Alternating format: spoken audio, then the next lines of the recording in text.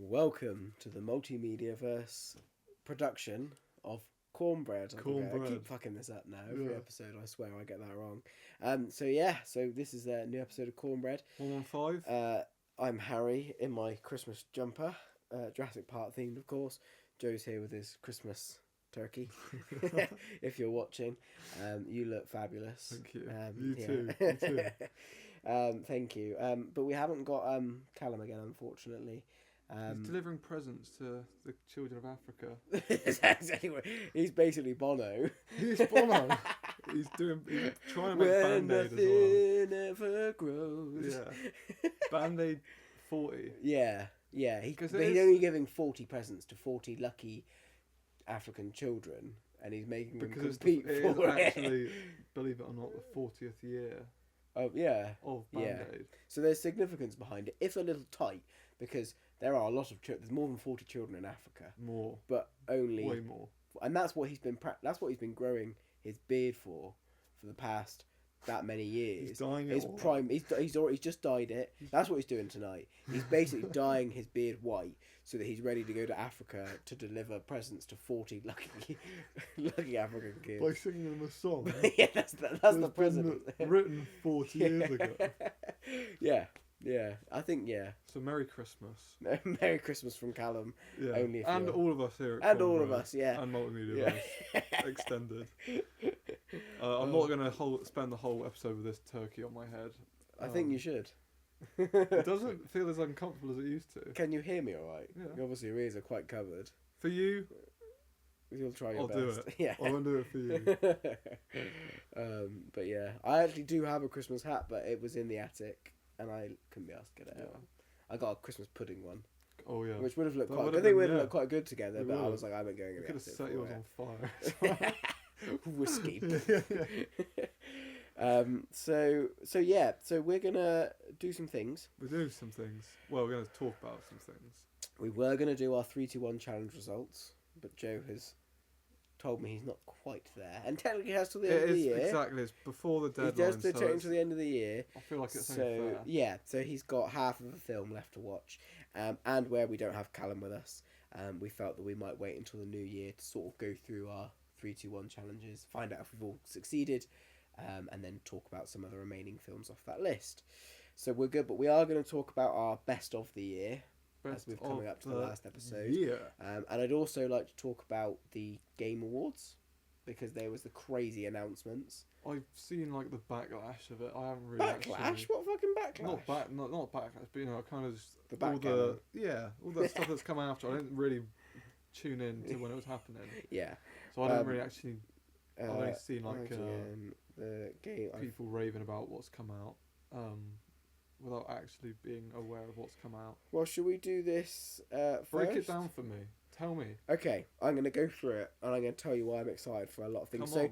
So for me, when this Game Awards happening, I felt like it was like catered to me. I felt like someone was whispering in my ear, sweet nothings, and all these lovely games are being announced, because I find that game shows aren't that exciting anymore since E3 stopped, and I remember being like, maybe 12, 13, and E3 would come around and be like, oh my god, I'm so fucking excited for E3. Like, all the cool shit's going to happen at E3. It's such a shame it got cancelled. I know, it's such a shame. Like, when they announced the Wii at E3, I was like, oh my god, I'm going to get a Wii. They only ever saw it as a platform to market their stuff on. Yeah.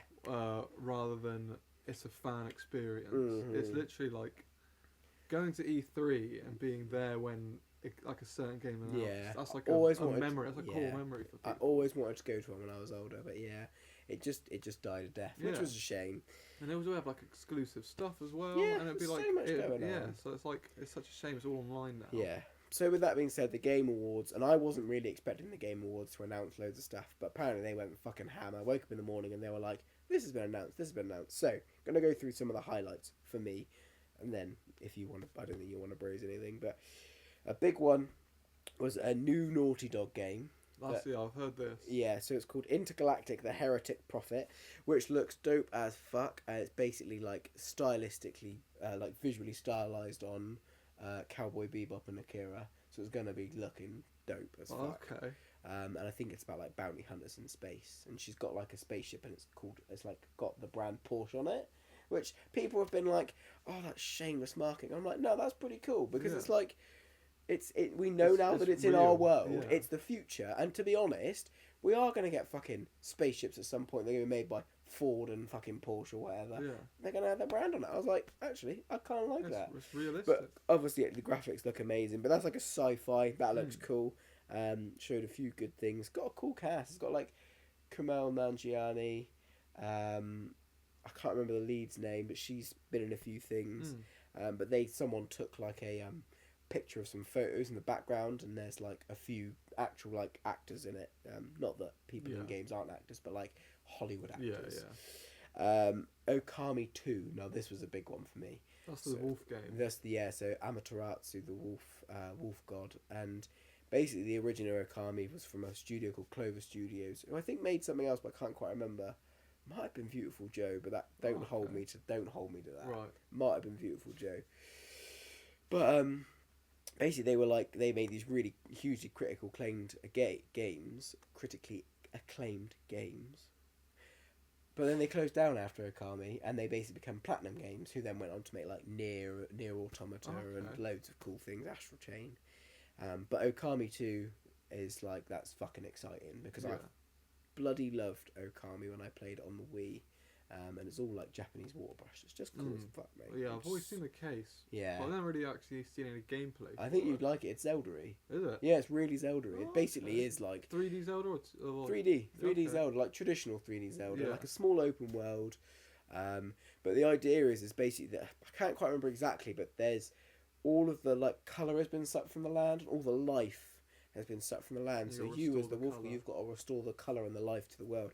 So you find these trees that have been ruined. I think you have to like kill a boss, and then you like bring the trees back to life. But it, like basically from the point of the tree, it will do like a 360 like push out, and everything like colours up. But it's all painted in Japanese watercolour. Right.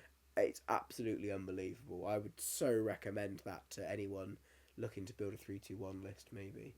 Who knows? Yeah, maybe. Who actually. knows? It's only like 15, 16 hours. It's Yeah. not a hugely long game. I mean, to be fair, you said that with Shadow. I said that with Shadow the Colossus. Yeah, it's and a short game. it is a short game. I just can't believe I've not. I don't know why I've not got back to it, but it's just No. like I've never had that.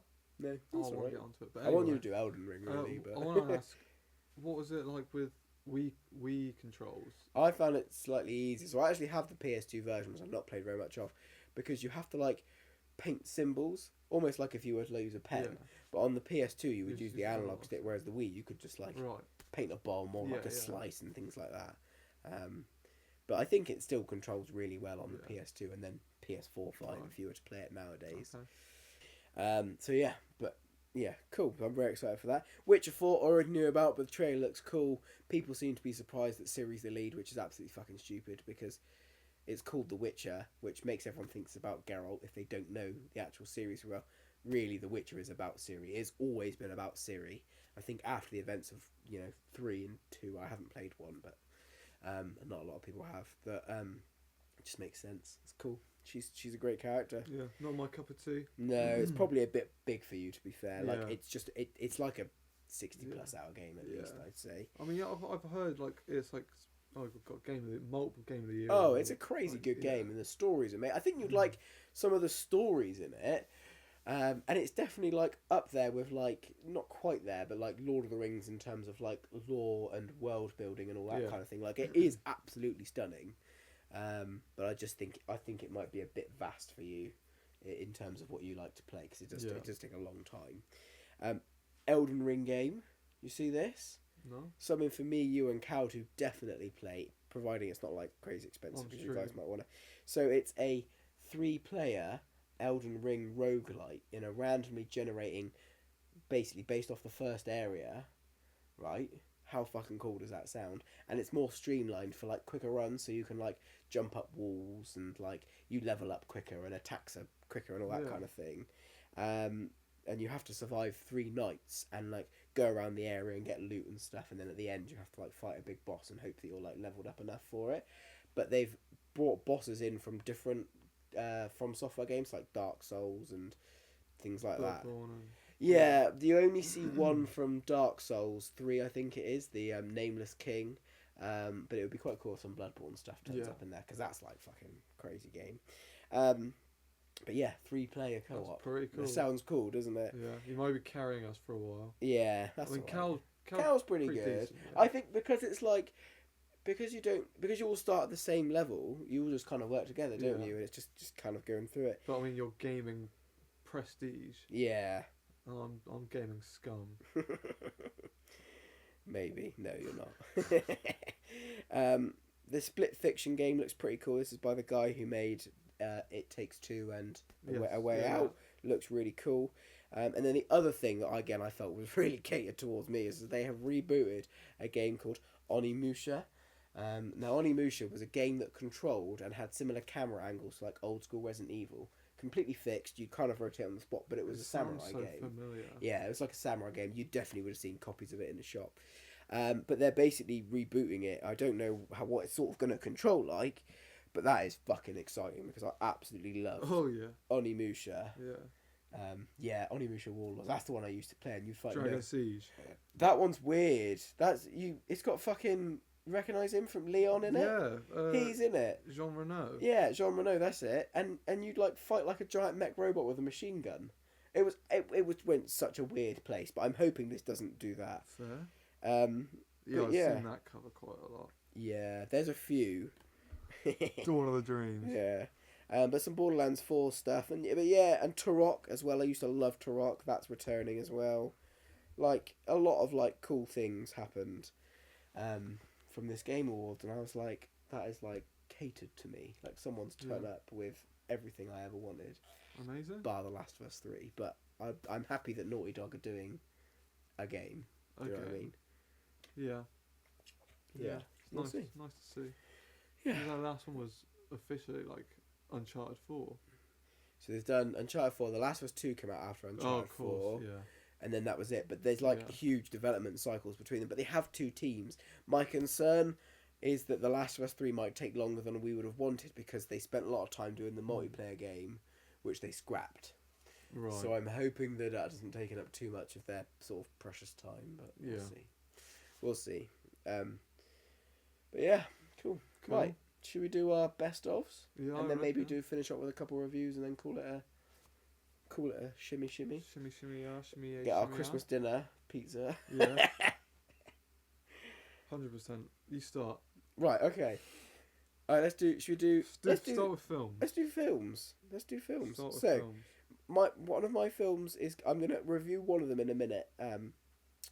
So I've kind of done new and old for all three categories. I've gone films, games, TV shows, and I've done like a release that came out in 2024 and then something that was released previously that I've caught up with.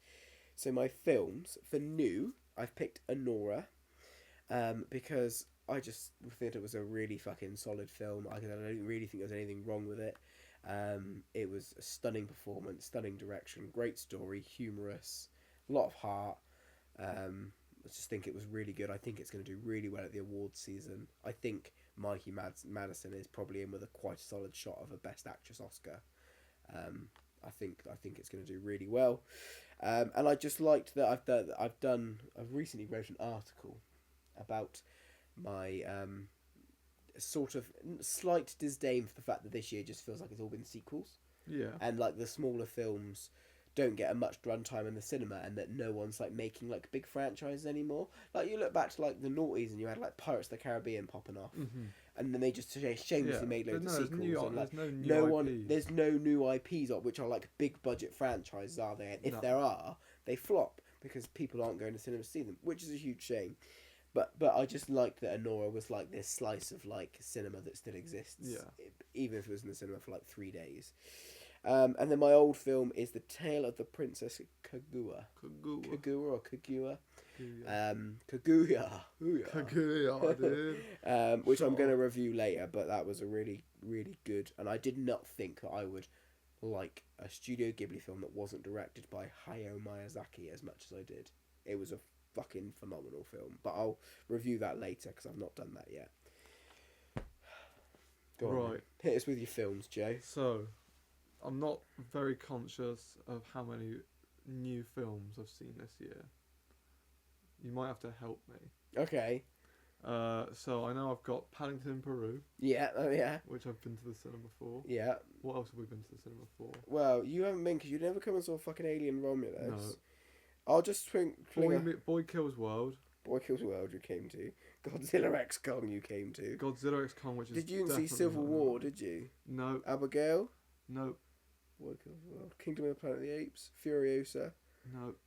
Inside Out 2. Quiet Place Day 1. Inner Violent Nature. Maxine. Longlegs. Twisters. Deadpool and Wolverine. Alien Romulus. No. Ministry of Ungentlemanly Warfare came out this year, but that wasn't very good. No. Beetlejuice. Joker Folia Do. No. Megalopolis. No. Transformers 1. Terrifier 3. No. Smile 2. No. No. You haven't been to cinema with me in ages, to be fair, so it was No. Gladiator 2. Challengers? No. I didn't get around to that. No. It has to be Paddington in Peru. I think that's the I think only... so. I mean, it's not going to be Boy Kills World, because that was funny and humorous, but it's Yeah. a little forgettable. I mean, wasn't it? Kneecap also came out this. Yeah, this you did year. watch Kneecap, and that was So this I watched year. Kneecap recently. It's more, for you, it's more if you caught something at Yeah. home that you remember, but I don't know, Yeah. because you haven't been to cinema that much with me No, this year. but no, there's nothing that stuck out. So yeah, out of the films I watched in cinema, Paddington in Peru Paddington Peru is the new one. definitely is the top of my. Perfect. That's a great my shout. year list. Yeah, I love that. Big up, Maddie. Yeah. Thank you. She's gonna love that. And then my old film that I'd never seen before. There's a few contenders there 'cause I had a really good time with Point Break. Yeah, oh, it's a good one, isn't it? The Good, the Bad, the Ugly was amazing. to That's the watch. third one, isn't it? Yeah, Puss in Boots we had. Fucking Puss in Boots is a great one. Independence Day, Brazil, Terry Gilliam's Yeah. Brazil. That was a really interesting watch.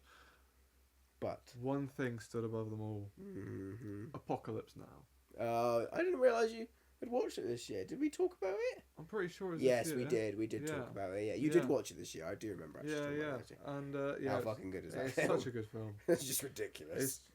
It's. I feel like it's such a vital, an essential watch for anyone that wants to watch a film. Yeah. But not only because of how good the film is, but because of how good the film is after all the shit that happened in the Cannot making of believe it. that it actually And came it actually out well. turned out to be, yeah. Yeah. Have you seen the documentary that was made during the filming of it? Excuse me. So No. he paid for I think his wife made this. Yeah, he did. So Yeah. Hearts of Darkness it's called, which is what the book is based on. Yeah. And it just shows how fucked up it was. Because he had Dennis Hopper, who was on coke the entire time, and acid, Yeah. and he won't respond. He's just demanding more money. Yeah. You got Marlon Brando, who obviously worked with him in Godfather, Yeah. but once came and did Apocalypse Now, but he's like, oh fuck this. He's like, I'm too fat. He's like, Yeah. I don't want to lose weight for the role. He's saying I'm too fat. Is that why he's in the shadows Yeah, throughout the entire literally film? it. And I he loved had to that shave about his the head. film. Yeah. That you barely see him in it. It And he's works so well. commanding in that Yeah. role, isn't he? But it's because he was a pain in the fucking ass. Yeah. He is a pain in the ass. Yeah. I've heard this. And it's just I think they were spending so much money on these helicopters, right? Because they were Yeah. renting them from the Philippines army. Yeah. But they were still in use by the army. So they'd just be filming a shot or rehearsing, Yeah, and all the helicopters fucking disappear because there's a civil war going on, and they've been called into fucking action. That's fucking mad. And it's just I can't believe. I'd like to watch that. I bet that'd be really interesting. Is it on anything? Yeah, I think it was on BBC. Oh, I'll have a look. But if I Yeah. spot where it was, I'll let you Yeah, know. let me know. I think that'd be really interesting. It I'd is quite really, like to really watch it good. again. Actually, And I obviously think. you get his perspective as he's making the film. Yeah. So you're kind of getting in thought into his Yeah. process. He's a mad director. Yeah. I don't think anyone has got such a stark contrast of quality and absolute dog shit as Francis Ford Coppola. But it's what I admire is the fact that he's always backed himself. Yeah. And he's not using someone else's money the majority of the Not time. really. No. He's usually trying to do it out of his own pocket. Yeah, you 'cause mo- he see most of the bankrupts time. himself half Yeah, the time. literally. I think. You see in yeah. most of his films, he's a producer as well as a director, a writer. Yeah. Because he borrowed during Apocalypse Now. He borrowed money off of George Lucas after the success of Star Wars, I Yeah. think, and that's why Harrison Ford was then in the film because there was that connection as Yeah. well, or something weird like Yeah, that. yeah. Oh, good. Well, I'm glad that you enjoyed it. I'd like to watch it again, actually. It's just classic, isn't it? Mm. It's just carnage. You can tell it's fucking carnage as well, Oh yeah, can't 100%, you? Like, 100%. cool. Right, my TV shows. Go on. So my TV shows, I was a there was nothing. There was two shows. Sorry, there was three shows that I was torn between: Shogun, Arcane, and Baby Reindeer. I had to go for Baby Reindeer. I thought Baby Reindeer was fucking fantastic. I haven't reviewed. I have reviewed Shogun and Arcane on here. Both are brilliant. But I think Baby Reindeer was just so unique. Yeah. I think Yeah. it's so good. It tells such an interesting tale, and that is not my cup of tea. That kind of thing. But I like that it wasn't. It's the way that it was told. I like that it's almost filmed dramatically, like it's a TV show, like a proper TV show, and not a documentary. But it is a true story. Yeah. But I like that the creator doesn't shy away from his side of it. He's not Richard Gall hasn't been like, oh, I had no part in Look, any she of it. did Like all I'm of this totally bad innocent. things to me. Like yeah, Woe like is me. he's had a lot of shit happen to him in this film, but also he's Equally. done a bit of shit Yeah. and he's potentially enabled a lot of shit and he's kind of gone along with it. And do you know what I mean? Like it's so fascinating. But that's probably my best new show of the year. And then my old show, I think technically the last season kind of touched upon the start of this year maybe, but I've picked Succession because it's just fucking good show. You can't. It's one of the best shows that's ever come along, really. And I haven't watched that much old shows actually this year. I've watched a lot of new stuff. But I'm gonna fucking shout out honourable mention to that one episode of The Acolyte that was fucking banging, that had me on the edge of my fucking seat. Shout out to that episode because that show was not watched enough and got way too much hate for what it was. But yeah. Nice. Otherwise, it's been pretty good for year for shows. Yeah. Just a lot of like continuation of shows that I've liked that's been a little bit disappointing. Ted Lasso was close to Succession. Was Succession it? just picked it for me. Okay. If season 3 of Ted Lasso had been better, I think Ted Lasso would have had it because I really enjoyed Ted It's a good Lasso. watch. But I think Succession just pips it because it's just completely consistent all the way through. Nice. Yeah. Nice. Moving on to me. Yeah, what's your shows? In terms of like new shows, there hasn't been a lot that I've watched. Like, you know, that's not been like a continuation. Yeah. Because I would say like The Bear season 3 would be up there.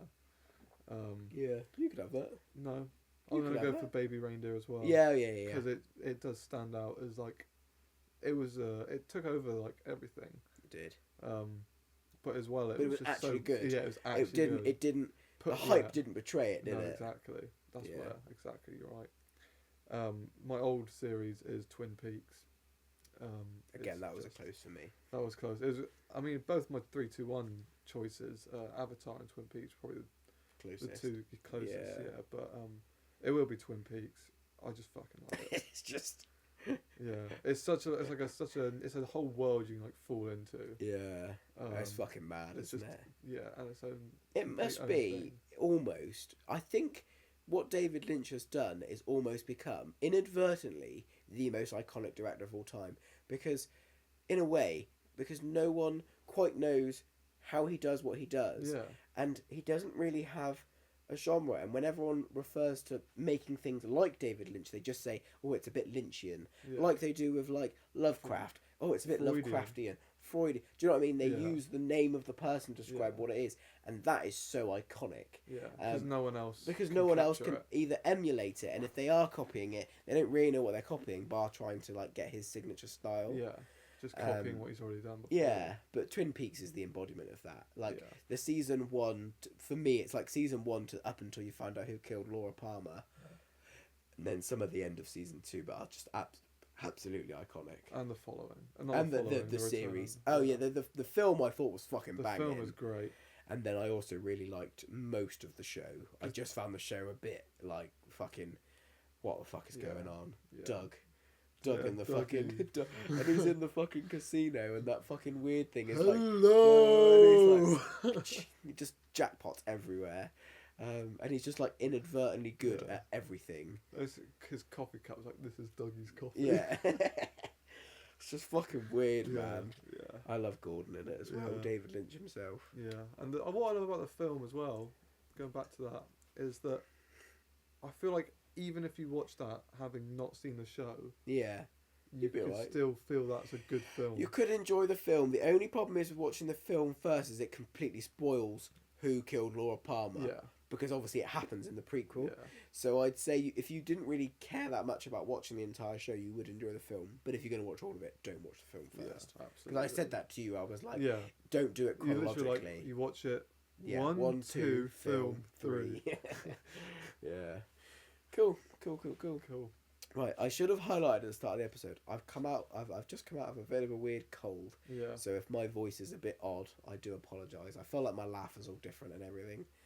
But yeah. You are a bit raspy. I'm a bit raspy. Yeah. Rasclat. So let's move on to games. Which I don't know if you I can't complete. You got one game you played this year? Not a new one.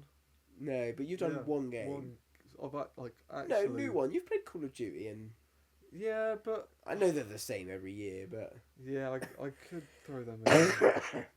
I'll do mine while you think Yeah. about it. So my new one would be I didn't actually play that many new games this year. Not released this year. There hasn't I really actually only been did much, has there? one. Silent Hill 2 came out, obviously. There wasn't but that much this year. You're I right. I didn't really manage to. No. I still want to do Silent Hill 1 and then Yeah. 2. I wouldn't bother. One is so hard to play now. I've got it on my 3DS, mate. Have you? Yeah. How was it like a hacked ROM or something? I got a PS1 emulator. That's on it, mate. fucking dope as fuck. Yeah.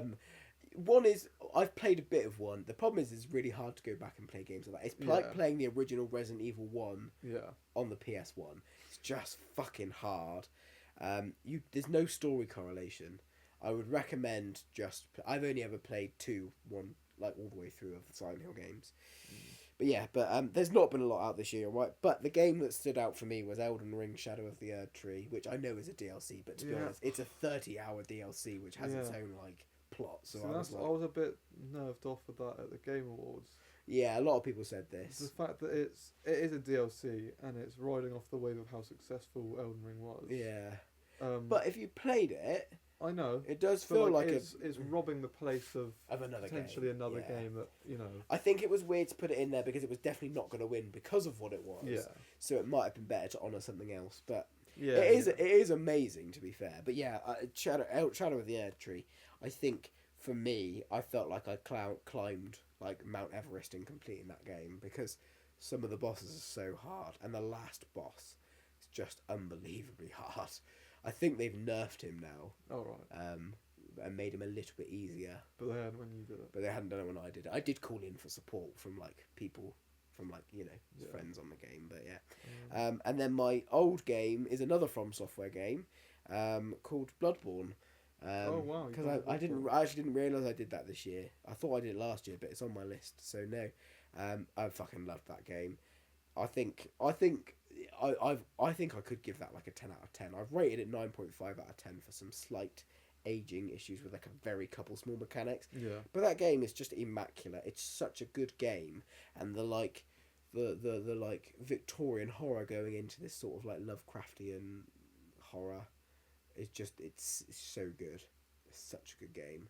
I would strongly recommend that. And if you are put off by From Software games, which just as much as I would, it actually gets slightly easier as you go along.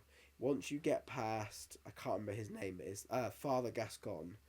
That was a brick wall for me, and I was like, I'm gonna fucking get past you, you bastard. And when I got past him, I didn't have nowhere near as much issues in that game. But it's just so good. Especially if you like that kind of aesthetic, which I used to love in PS1 games, like Medieval is like comic-y, but like I used to love Rayman 2. skulls and like fucking blood and horror and craziness and eyes, like all that kind of thing. I just used to love it when I was a kid, and I kind of like felt like I grew out of it, but this game really like stylistically took me back there. It's just fucking so good. Nice. But yeah, what have you gone for? So, we'll start with old game. Obvious outlier. Majora's Mask. Yeah, It's just a sensational game. it's a great game. That I've not played. Yeah. Well, I've played the first 2 hours like yeah, 6 mate, times. Yeah. I think that should be your 3-2-1 next year, maybe. I nearly put on there Skyward Sword, Problem is, I don't Okay. have a good way to play Majora's Mask anymore. I will let you borrow my 3DS. That's very kind. I am tempted to take you up on that offer. I'll let you know. I Okay. have already picked my 3-2-1, which for my games is a little lazy, but I'll explain why when we do it next Okay. year. Yeah. But yeah, But yeah, easy one that. yeah. So for games this year, I really have only played Call of Duty and FC25. I've actually played one match of Marvel Rivals. I've heard this is quite good. It was alright. It's Overwatch, but with Marvel characters. Yeah, it does look like that. And I'd never played Overwatch before, so I didn't. liked Overwatch. I didn't really know what I was doing. Yeah, I played like So a free trial on I it. have no real opinion on it. Mm. The problem is with games like that is you know that because it is similar to other games that have come before it, Yeah. you're not all going to start at Yeah. the same level. There are going to be people on there that are already super fucking good at it, and then you Exactly. leave it for a week, and then there's just everyone's just really good at it. Exactly. and It's you the same with any shooter, really. Yeah, that's why I liked Helldivers, and I want to play it more. But I liked Helldivers because it wasn't PvP; it was PvE, and I'm like, Yeah. I'm in for that. Yeah. It's like your mates. So that's brings me on to what I think I'm going to choose. So I'm going to go for Black Ops 6. Mm-hmm. Not for the multiplayer. I've heard it's better this year. It is better this year, Yeah. but you still get these. I mean, Nuketown's back, and obviously Shamelessly Chaos- mining that fucking chaos ensues. You get spawn traps so easily on that. Yeah. You get some just awful lobbies, mate. Lots of like what seems like aimbot. I don't know if it's a skill issue, mate. Yeah, or it if could it's- be. Could be. or if it's actual fucking tomfoolery. Because now it's like all cross-platform as well, so you could have some fucking bloke with the PC program Yeah. booted up. Yeah, pretty easy. And you got obviously keyboard and mouse. So it's like I don't get it though.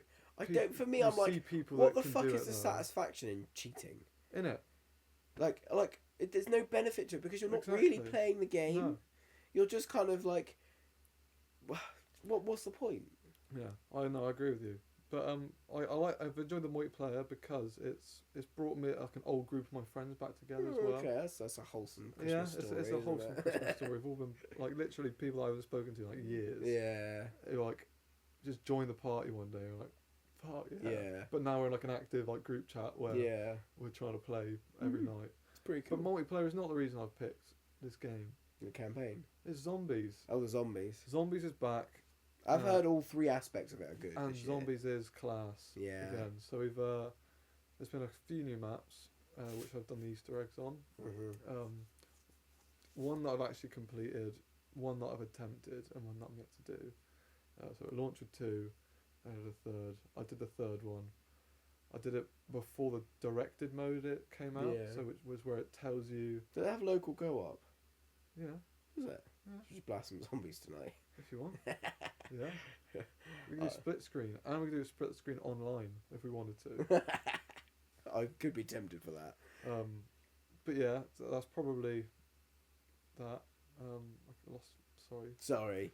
it's alright. You're talking about multiplayer with your friends. Yeah. Then, what about zombies was I saying?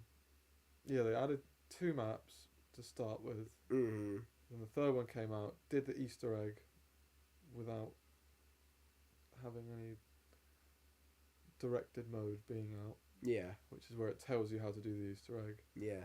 We did it without doing it. Mm-hmm. So we got actual like calling card, like a little gold badge in the corner, and we got like a skin. Yeah. So that's pretty cool. So I'm looking forward to more zombies, Yeah. and it's so cool to Have you done the it back. campaign? I've not. I've heard that the campaign, and this has been the only year I've ever been tempted to buy a Call of Duty. Really? Because I heard all 3 aspects of it were shit hot this year. I've heard the campaign is actually, and that's the thing. And I know I'm old, but I get pissed off when I buy a game like Call of Duty and they just like chuck in like a 3-hour campaign. It's Yeah. just they don't care about it. Yeah. I'm like, I'm buying a game. For me, multiplayer was always an addition. It was never the primary focus, and I get that that's where the money's at nowadays. And that's probably why most people are going on. But it just for me, I'm like, I want to play the single player, rinse the campaign, learn the controls, Right. and then go on the multiplayer. Right. Now, I think young people are probably being like, God, what a fucking grandpa he is. Because I know I am. But I don't like it when there's no... Because I don't want to learn in that environment of people just being so good at the game, I can't even Yeah. figure out the controls. Do you know what I mean? I want to Yeah. play with... I want to go through the game first. See, it's always been for me it's like Call of Duty is a multiplayer game. Yeah. The only like ever introductions I had to it when I was younger was playing it online at a mate's house. So that was like the only way I saw it. It's either you either get good by just picking it Yeah. up, or you Just gotta get a roll with it, And yeah. I never picked it up properly. I'm still pretty shocking. I only ever compared to my played. friends. I only ever played online for Modern Warfare 1, like when it came out in Right. 2006. Oh wow! When they like actually The like start of it. yeah, I'd say the It is the start birth of of it. it's like yeah, because there's like obviously Call of Duty 1, 2, and 3, which were cool games, but this one was like the full revolutionize of it all. Yeah. And I loved the single player campaign in that, and then I played online for a bit. I really liked the shipping container one. Shipment. It's like really small. Shipment. Yeah. I was fucking good So at they that. brought map. that back for the last Modern Warfare. Did they? And they like did like a holiday thing where it's got like snow. And, That's pretty cool. I was rinse at that. yeah, mate. It's such an easy way to level up your guns. Yeah, because you just fucking. It's the mad. equivalent of Nuketown on Black Ops. Yeah. Because obviously you probably know that there's different developers for different series. Yeah. So you've got like Infinity Ward for Modern Warfare and Yeah, and Activision. Treyarch, isn't it? Treyarch do So Black Activision Ops. do both. Yeah, That right? And then Infinity Ward do one, and then Treyarch do one, and they Exactly. basically flip flop. exactly. And Treyarch are kind of Because they did World at War, didn't they? Following Call of Duty Modern exactly, Warfare. and they were the only ones to do zombies. Yeah. And they started off the only ones to do zombies, and they've always had the best stuff. Yeah, because Modern Warfare 3 did Aliens, didn't they? And Yeah. everyone was like, this is shit. And then Infinite Warfare had its own zombies as well. yeah. But Shit. yeah. Not the same if it's No. not Treyarch. But yeah, zombies hasn't really been good since Black Ops 3, which is No. like 2016 now, or 2015, 2016 now. But it's just such a good time to have it back. Maybe we'll give it a little rinse later. Yeah. And I've heard Nuketown Zombies might be on its way back as well. It's pretty cool, I think. Cool. Yeah. Nice. So those are our best of the years. So I'm going to just whiz through some little reviews of things that I've watched, just to kind of be very quick about it. Mm-hmm. Okay. So I'm going to talk about Tale of the Princess Kaguya, because I've got to talk about it now that I've said it's my best film of the year of old films. So this film was really interesting because it's kind of like My Neighbours the Yamadas. It's all hand drawn. It's not classically animated of Studio Ghibli. It's about a story of a man who finds we assume some kind of forest spirit in a stick of bamboo. Tiny little baby. This baby grows up quite fast. But basically he adopts her with his wife, who I'm guessing haven't been able to have children. And because she's been sent from God, they think she's a princess. So basically they sort of save up, and he finds some gold in a similar bamboo stick or something weird. Saves up and they move to the city. But this film basically is just absolutely stunning. The story it tells, the voice acting. Now I think that for me, what's made me what's confronted me with this film is the fact that what I react to in films has completely changed since having my daughter. So there's parts in this film which I don't think you'd probably be like, why the fuck is he getting emotional? Do you know what I mean? Yeah. Like, so there's a bit early in the film where the girl is like the baby. She's still a baby, and she basically is like sort of crawling. And there's these other kids in the village, and she starts going towards them. And then I'm going to get emotional talking about it. I already feel myself getting emotional. It's just absolutely ridiculous, so just ignore me. But basically, she crawls towards these kids, and then her dad's like, oh no, come back. And she stands up and she starts walking, and he's like, oh my God, come to me, walk to me. And it's just lush. It's just so well done. And he's like, oh my God, I'm just so proud of you. And James Caan, of all people, does the voice acting for the dad. Fucking hell. But he doesn't sound like him at all. And you can tell that he's put on a different voice for this character. It just works so well. And he's just this like simple, lowly sort of like, I think he just cuts bamboo for his like life. And it's set in olden sort of times of Japan. And honestly, I fucking cried. It was just so emotional for me. And I think that it is an emotional scene and it's really well done. But I just think that added layer of having your own daughter and me going through it all this year, I was just gone. It absolutely killed me. And then the ending killed me as well. I was so emotional. But it's just a really, really good film. I gave it a 10 out of 10. I thought it was basically faultless. Amazing. I watched When Marnie Was There, which is another Studio Ghibli one. I'm not going to talk about this very much. It started and I was like, I'm not going to enjoy this. For the first third, the character was really unlikable. Pretty sure she was like, I don't mean this to sound as it is, but she was basically like borderline like autistic and socially anxious. and she just didn't really say very much and was just not communicative and Yeah. rude to people. And then the second two thirds kind of come along, and it gets so much better. And then the last portion of the film just hit me like a sledgehammer, and I was sat there, not even fucking joking, on my own in my front room, crying. At the ending, I was fucking crying, like absolutely crying. And then the fucking Tesco's delivery man turns up, and I'm like, "Hang on, I'm coming." Honestly, it was because I think that I hadn't like, I only just started to sort of really get into the film towards the last part of it, and then it just had me hook, line, and sinker. Absolutely slayed me, yeah. And then I watched The Boy and the Heron, which is again really good. I didn't like it as much as Hayao Miyazaki's other films. I think it's more tonally serious, because it's the concept of like death, and you've seen half, haven't you? But not all of it. But the visuals are amazing as usual, and it all looks pretty good. Like in terms of like the weirdness of it all, and Robert Pattinson as the fucking heron is just bizarre, isn't it? But all the voice acting honestly, is really good. From what I heard of his, it's like, I don't understand how he can do it. No, he's just so vocally ranged. He has got a really good vocal range, to be fair. But yeah, I think it's a brilliant film. But I wasn't quite as invested as I was with something like Howl's Moving Castle, Princess Mononoke, Spirited Away. But I gave it a 9 out of 10. And I'm going to just talk for 2 minutes about Dark Souls Remastered. Okay. So this was a game, I looked at my list and I was like, I've not put something on my list, and for fucking weeks I've been trying to remember what I played, and I had to go back through my PlayStation like history. I was like, fucking Dark Souls, and I could have reviewed this weeks ago, but yeah, anyway, so I played Dark Souls. Now, like with Bloodborne, I found it quite hard to start off with. I found it really hard. It's much different to Bloodborne, because Bloodborne's really fast, whereas this is much slower. Much more defensively sort of aimed. The dodging's a bit slower, and Elden Ring kind of lets you choose what you want to do, whereas this is like the original sort of like Sword and Shield, be a bit slow, blah, blah, blah. But I think that I've given it an 8.5 out of 10. I've given it that because I found it quite hard to start with, to work out what the fuck was going on, and then so many things I did in the game that I was really annoyed about, because the storytelling and the way you play the game is so obscure. It's hard to explain, but like there's a bit in the start of the game in your like starting area where you basically have to collect these things called Firekeeper souls to like increase your health or your flasks. I can't quite remember. And the first one you get, it says use it to increase your health or flasks or whatever. So I just used it, and then I got like some souls, and then I realised that you have to go to a Firekeeper to use it for its intended purpose. But it doesn't tell you that. There are like 6 of them in the fucking game.